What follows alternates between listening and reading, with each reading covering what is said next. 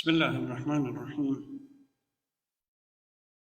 الحمد لله الذي جعل الصيام ابتلاء لإخلاص الخلق وزكاة للأبدان وجنة من النار،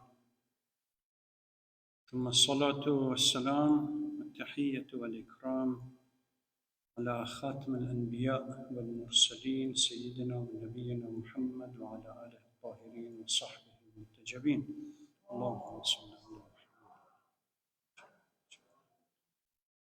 Praise be to Allah subhanahu wa ta'ala, who has made fasting a way to test people to purify themselves,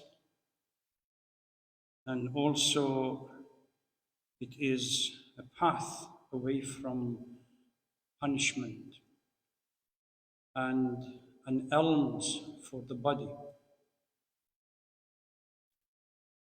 Convey our greeting and salutation to the Holy Prophet of Islam and his pure progenies. Sisters and brothers, Assalamu alaikum wa rahmatullahi wa barakatuh. Welcome to the ninth night of the program 2022, Ramadan program.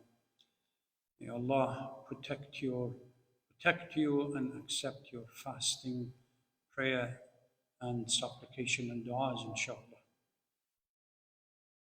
يقول الله تبارك وتعالى في القرآن الكريم: أعوذ بالله من الشيطان اللعين الرجيم، بسم الله الرحمن الرحيم. يا أيها الذين آمنوا كتب عليكم الصيام كما كتب على الذين من قبلكم لعلكم تتقون.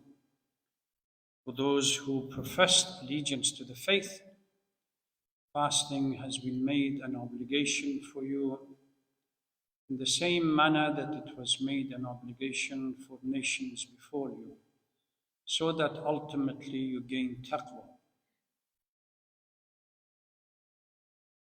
As usual, we start with a brief recap of the point or the theme that we covered last night.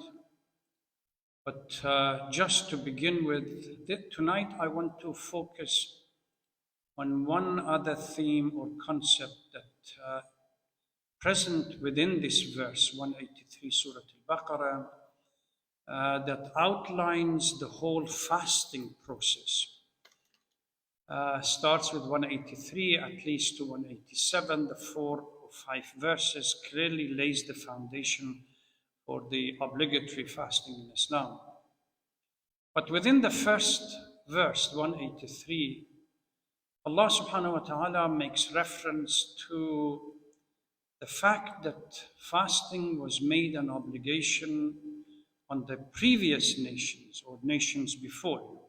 So I'll try to focus on this and see from the evidence that we have and literature which is available, how much we can establish and ascertain whether such a thing existed or not, or at least what we have now can give us some implication or underscoring of the fact that these fastings did exist.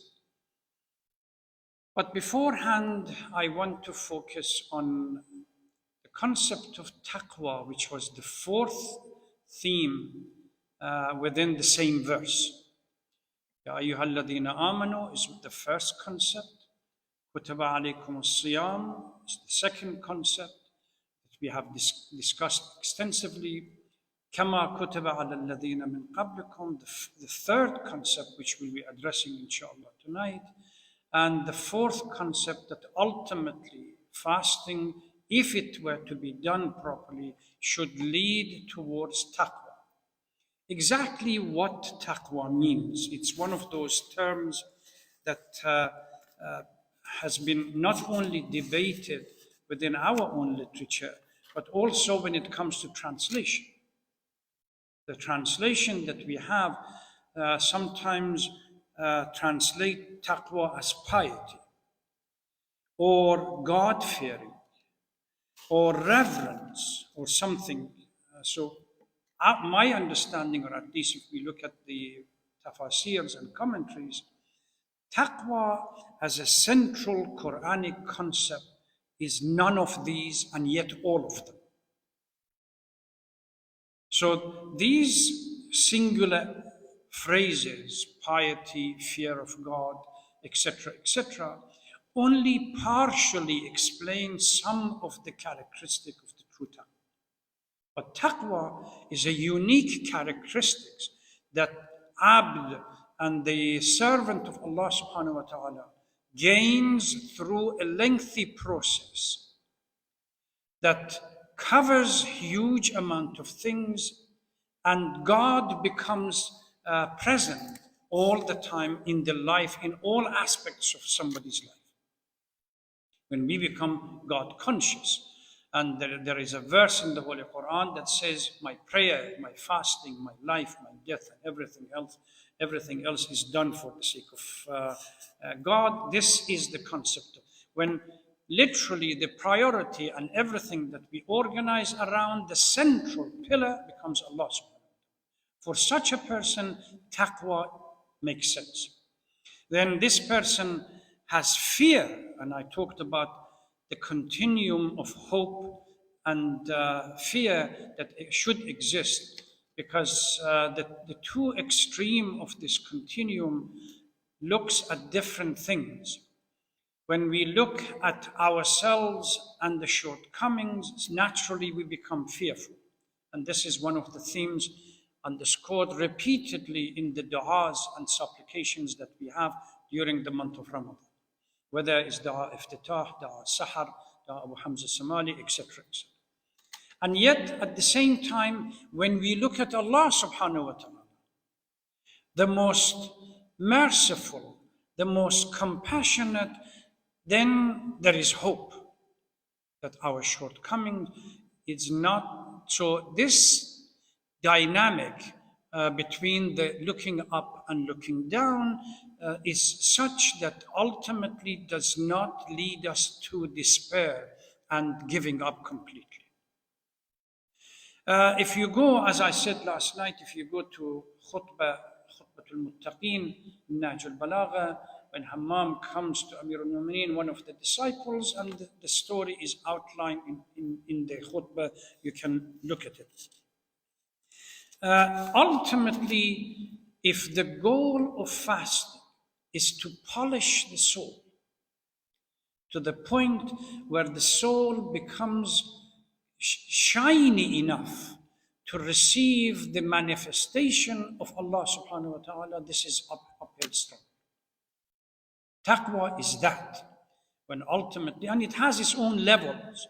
It doesn't mean that suddenly we should jump the quantum leap from nothing, all sinfulness during the year, to perfect example of taqwa that is given to unique characters like muttaqeen, and only the elite will have it. No.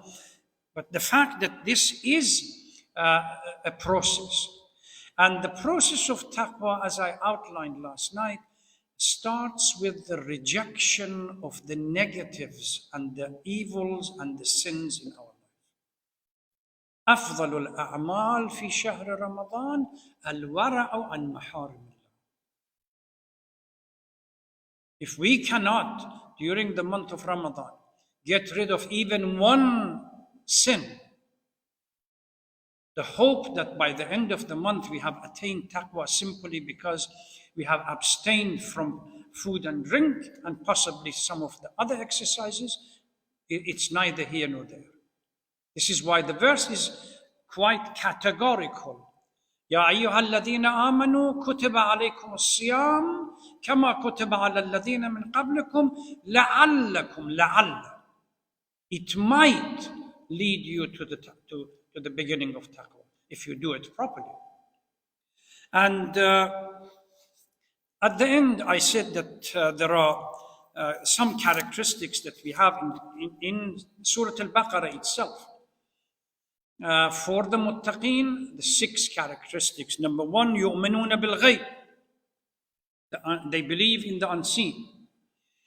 يقيمون الصلاة. وَمِمَّا رَزَقْنَاهُمْ يُنْفِقُونَ. Whatever Allah subhanahu wa ta'ala has given us, we spend towards the poor, the needy, and everybody else. يُؤْمِنُونَ بِمَا أُنزِلَ إِلَيْكَ. They believe in what Allah subhanahu wa ta'ala has given it to you or revealed to you. وَمَا أُنزِلَ مِنْ قَبْلِكَ. And for those who were before you, the prophets that are before you. وَبِالْآخِرَةِ هُمْ يُوقِنُونَ. The role of belief in hereafter, in framing our life and structuring our life, is critical. One of the problems that the Holy Prophet had with the Jahiliyyah mindset of early Islam, that the Arabs of Jahiliyyah, they really did not believe that there is such a thing called resurrection.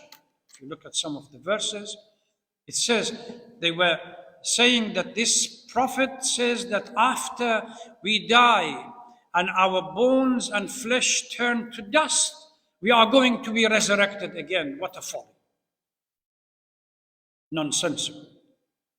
Islam brings the concept of akhirah and the belief in the hereafter as a major theme, central concept in organizing our life.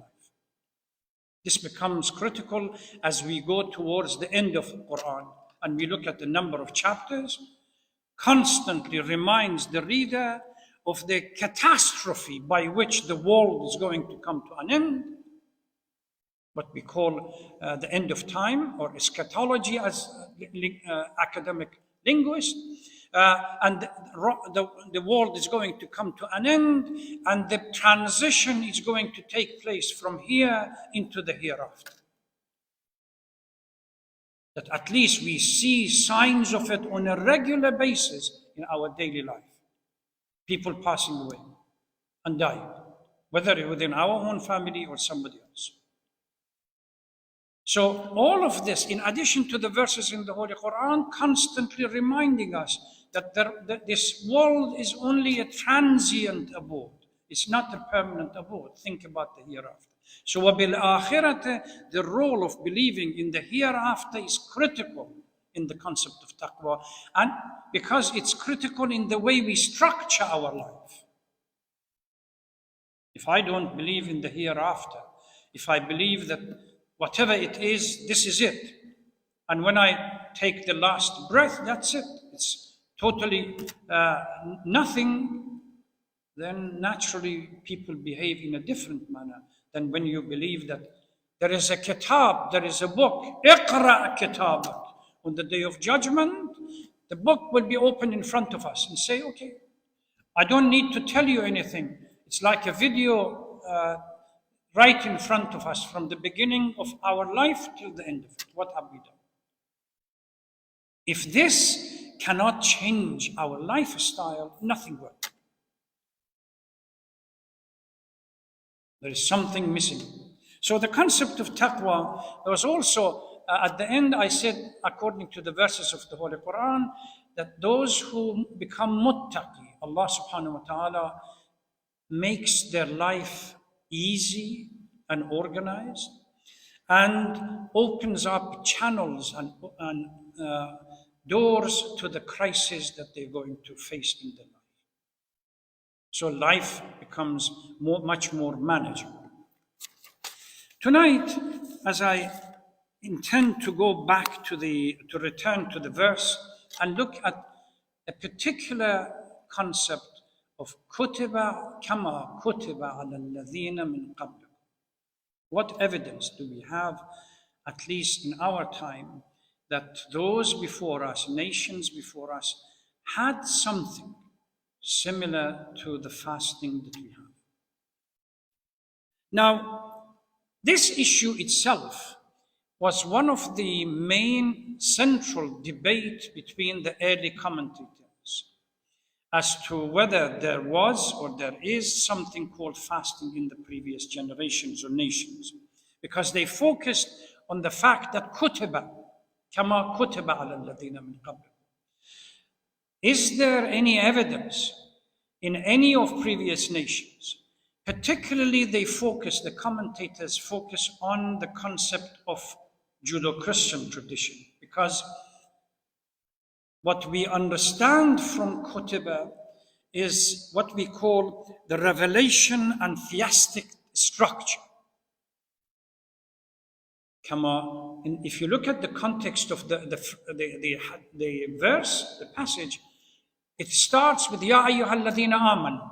And we know from the linguistic structure of the Quran, whenever Allah subhanahu wa ta'ala says Ya ayyuhalladhina amanu, there is a command coming after, a wajib. Kutiba alaykum as-siyam. So by default, Kutiba alaykum as-siyam becomes wajib. Now, when we talk about wujub, that comes from revelation, and then the same kind of structure talks about kama kutiba ala alladhina min qablikum. The scholars, the commentators said we have to search within only what we call today we call Abrahamic tradition, which is Judeo-Christians outside Islam, because these are the only two. Those days they did not believe in Hinduism or Buddhist as theistic or anything else. So they focused on Judeo-Christian tradition. And they said, okay, let's go back to the traditions that we have or literature that we have from these two faiths and see what we have. That's why in the early literature, primarily the focus was on Judeo-Christian tradition.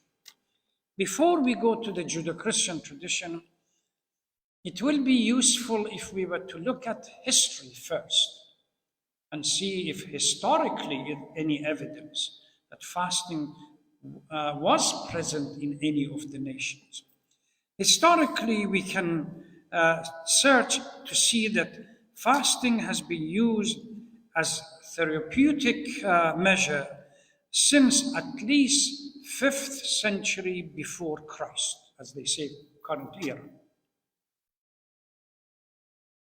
Greek physicians recommended abstinence from food and drink for patients that suffered some kind of illness and showed a unique symptoms. The recent studies and research papers that now suddenly have become available in Japan and Germany, that even those who are suffering from cancer, you can put them through a unique diet in which you force the body to begin repairing the cells. Itself is somehow coming from those ideas in the past. Greek mathematician, first of all, these are ideas that have been presented in books. So Greek mythologists claim that Pythagoras, the Greek mathematician philosopher that lived between 580 to 500 before current era, about 80 years, believed that stringent 40 days of starvation diet increased the mental process and creativity. And he used to go through it repeatedly in his life and recommend it to his students. 40 days, no food whatsoever, very little water. As a matter of fact, when I was in a short period that I was in Iran before revolution, studying Qom and Tehran Hawza, one day I came across a book written, it was translation of a book written in Russian of how some Russian priests believed in this 40 days starvation diet. And to shock the body into changing its way of life, they used to go through it as preparation, as a transition from, say, ordinary life into priesthood. But they used to go every time the body became sluggish because of the absence of food, they used to jump into freezing cold water, literally shock the body and come out, so that refreshes the soul, and then you start all over again. This part exists, and it was very extensive, very tempting at that time, at the age of 17, 18, to go through 40 days of so-called stringent crash diet that changed one's soul. But luckily, sanity prevailed, and somehow I didn't do it. But I was very tempted as I went through it to see what this priest has to go through to become, this individual has to go through in the hierarchical structure of priesthood. But it exists. And it seems that when we look at history, there has never been a time that people have not used fasting for one reason or the other, whether it's culturally, religiously, or even simply medically or whatever it is. If you look at the three regions of civilizations in the past, you had Egypt, Greece, and as well as Asia. Right across all three regions, civilization regions, we have evidence or material to state that people, one way or the other, fasting existed within their nation. And whether it was stringent or whether it was a short period, long period, but what proved that the concept of fasting was not foreign to them. It was something that they understood. So even in Africa, Native Americans, Mayas, and others, they had their own unique structure to fasting. One of my dissertation advisors, the PhD dissertation advisor, was a Native American, Professor Tinker, a true gentleman and a true scholar. I'm indebted to his work and the debate and discussion that we had for long days and long hours. He was Native American. One day, as I was going through the fasting, he asked, he said, "Is this the month of Ramadan?" And I explained, yes. So that became the conduit in which the discussion about how fasting exists in Native American nation, but because they don't consider themselves theistic in the believing in a concept of one God, etc., they would not consider this as part of revelation. But certainly they believe that for certain ailment, or even on a special occasion where they needed to purify themselves for certain dances, they went through some fasting. But the fast was not structured the way our Ramadan is structured. But they had it. I have seen literature about Maya and Africans as well. During the days that I was studying at Aleph School of Theology for my master in Christian and Jewish history and theology, 2 or 3 of the professors were African, from South Africa, Zimbabwe, and other places. And we used to debate these issues, cultural fasting that they had. Again, they would look at it, the Christians, they would look at it from the angle, the lens of Christianity, but those who were not Christian, they looked at it as an approach to purification of the soul, and that was necessary for certain steps. So that becomes, the evidence that we have is beyond doubt, establishes some degree, some form of fasting in the previous nation. The problem that we have is whether we can attribute the existence of this type of fasting to some kind of religious language or revelation. Because if we cannot, the mere existence of fasting traditionally does not satisfy the prerequisite condition, kutiba, that early scholars and commentators paid so much attention to. They were searching for some kind of proof to establish that within the revelation that came to the previous nations, which in their case it was purely Judeo-Christian tradition, there were commands about fasting. Now, one observation or something that we have to be mindful of. We don't have access to either true Injil that was revealed to the Holy Prophet Isa, or to true Torah that was revealed to Prophet Musa. Non-existent. What we have in form of Talmud, Mishnah, or commentaries, or the construction of what we have, the Pentateuch, and what the Jewish community claims to be their own Bible, it's something that was gradually compiled and constructed after. Because from our point of view, revelation for Prophet Musa والسلام, came in a form of a tablet. Those of you who are familiar with the story went to Mount Sinai, stayed there for originally 30 nights, and then فَأَتْمَمْنَاهَا بِعَشْرٍ. We asked him to stay another 10 nights, completed his 40 days staying day and night on Mount Sinai. Certainly our literature talks about that during that period of time, Musa salawatullah fasted. Was part of this spiritual elevation. Fasting was part of it. We also have about Prophet Isa in our literature that fasted as well. What we have in our literature about fasting of Prophet Isa is underscored by Matthew 4, section 2, that says, "Then Jesus was led by the Spirit into the wilderness to be tempted by the devil after fasting 40 days and 40 nights. He was hungry." Naturally, anybody who lives fast 40 days and 40 nights becomes hungry. But this is the text from Matthew. So he did fast.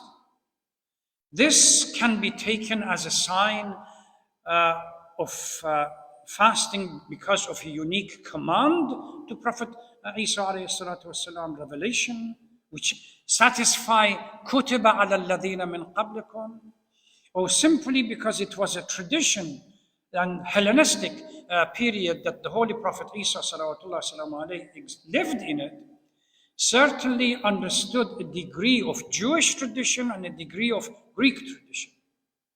And I just a few minutes ago pointed out that in literature, Greek tradition and mythologists claim that it did exist in Greek philosophers, Greek mathematicians, and scholars believed that fasting helps transition from one state into another.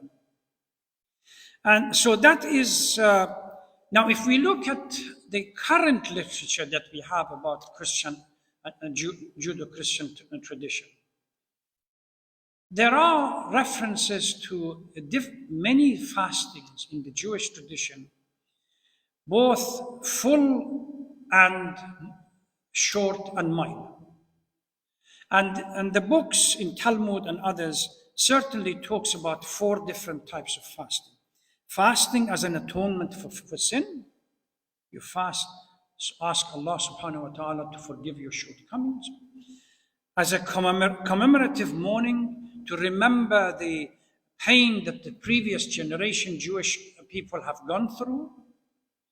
As a supplication, some kind of prayer, and as a commemorative gratitude, the blessing that Allah subhanahu wa ta'ala has given to Jewish nation. So this exists.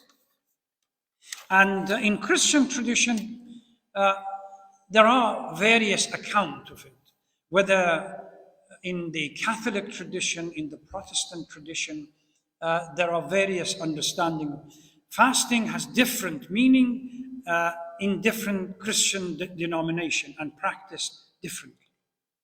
Very rarely we have one thing becomes clear as we go through the literature.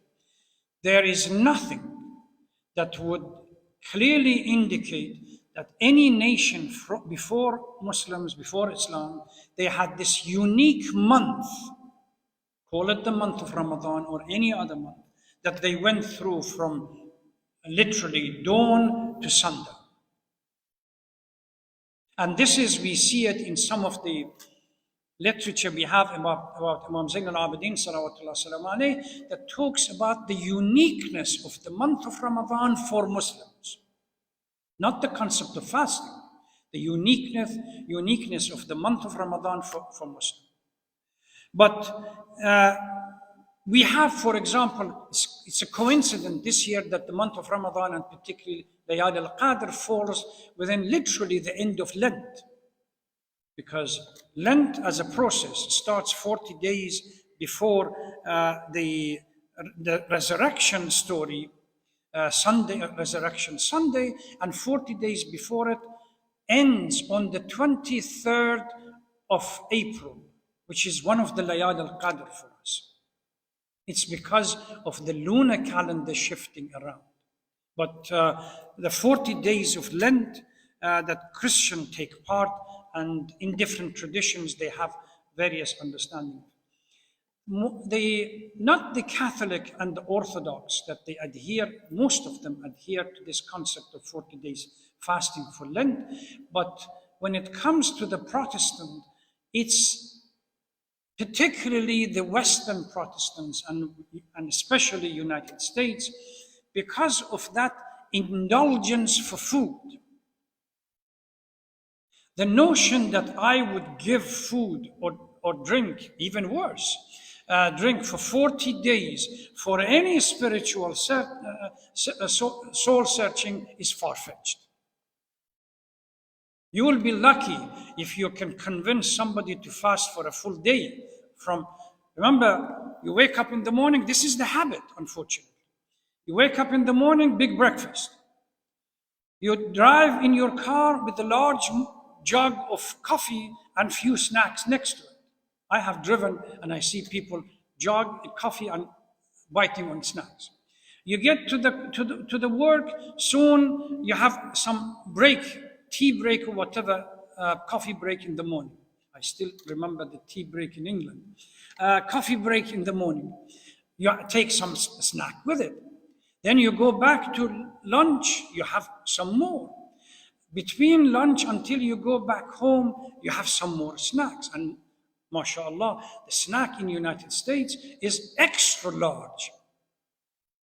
When I first remember in England, one of these chains opened cookie shops down in London near South Kensington Street. I still remember walking from Imperial College from university to go home. Every time I passed this cookie shop and it smelled, I go, oh Lord, particularly when you were fasting, it drove you crazy. But the sizes were cookies teeny tiny, this much. Once I moved to United States, a friend of mine took me to a coffee shop. They put a cookie as big as a plate.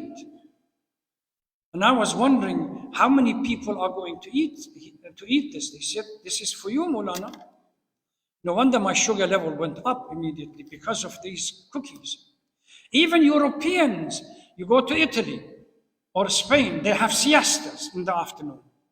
Which means what? You take a break with a small cup of coffee, particularly breve, which inshallah one day we have, after the month of Ramadan, we can organize it. So they use full cream, they steam it, and they add 3 to 4 shots of espresso to it. Wonderful drink. And then they add to it a teeny tiny pastry. The same pastry, when you look at it here in American shops, is as big as a plate. So now try to convince this society that is hooked on eating. They eat when they are depressed. They eat when they are happy. They eat when they pass exam. They eat when they fail exam. They eat when they find a job. They eat when they are kicked out of the job. Constantly this jaw has to work and the stomach has to churn. Now try to tell them that they have to fast for 20 days, 30 days. Particularly when the days fall into summer and you have 16, 17, 18, 19 hours. It's not going to sink. It says, forget about this faith. So what we have here is that for the Protestant movement, particularly the ones that we have in the United States, it's the concept, yes, give up a cup of tea during the day. They will do it for you. Don't drink coffee in the morning, fine. Stop eating snack for a couple of hours or even one day, they would do it. But the idea that a full day dry, complete dry fasting, that you don't eat anything, you don't drink anything, it's now beginning to become part of what we call certain diets, but not as a norm. So we have to go back to the point that I started the whole conversation.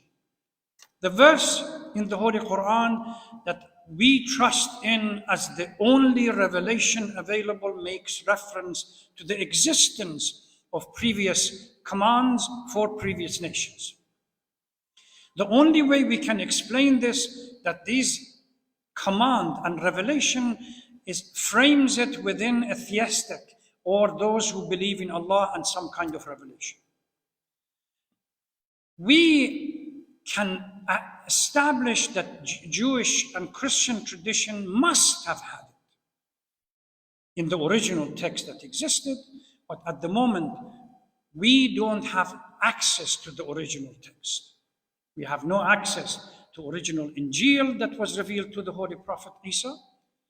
The best of the books that are available out of the four Gospels started 50 years after, let's agree, ascension or crucifixion of Christ.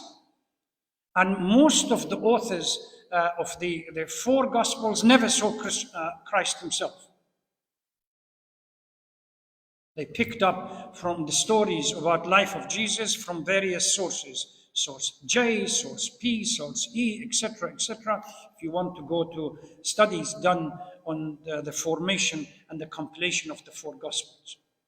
They never were present during the life of Isa to say, even reference to Matthew 4, section 2, that says Jesus was taken by the Holy Spirit into the wood and to be tested by the devil. It's hearsay that they have picked it up from other sources. But from our point of view, a hadith that we have certainly underscores the point that it was there, it was part of the revelation. Prophet Musa adhered to it, Prophet Isa adhered to it, and it was part of it. So we accept that. But at the moment, if we want to use the available literature as an evidence to prove it, we fall short because simply we have no access to original. I leave it here, and inshallah, we continue tomorrow with another program, because we have during the past couple of days the anniversary of the death of Abu Talib, the uncle of the Holy Prophet, and Khadija, his wife. Then we can focus on the life of these two individuals tomorrow, inshallah. But before I leave you in peace, please recite Surah Al-Fatiha. Today or yesterday, one of these 2 days, was the anniversary of the martyrdom of Marhum Shaheed Sayyid Muhammad Baqir Sadr, either 9th or the 10th of April. So let's finish this conversation by a Fatiha for the ruh and the soul of everyone, all people who have departed, but specifically for the soul of Marhum Allama Shaheed Sayyid Muhammad Baqir Sadr. قبلها الصلاة على محمد وآل محمد.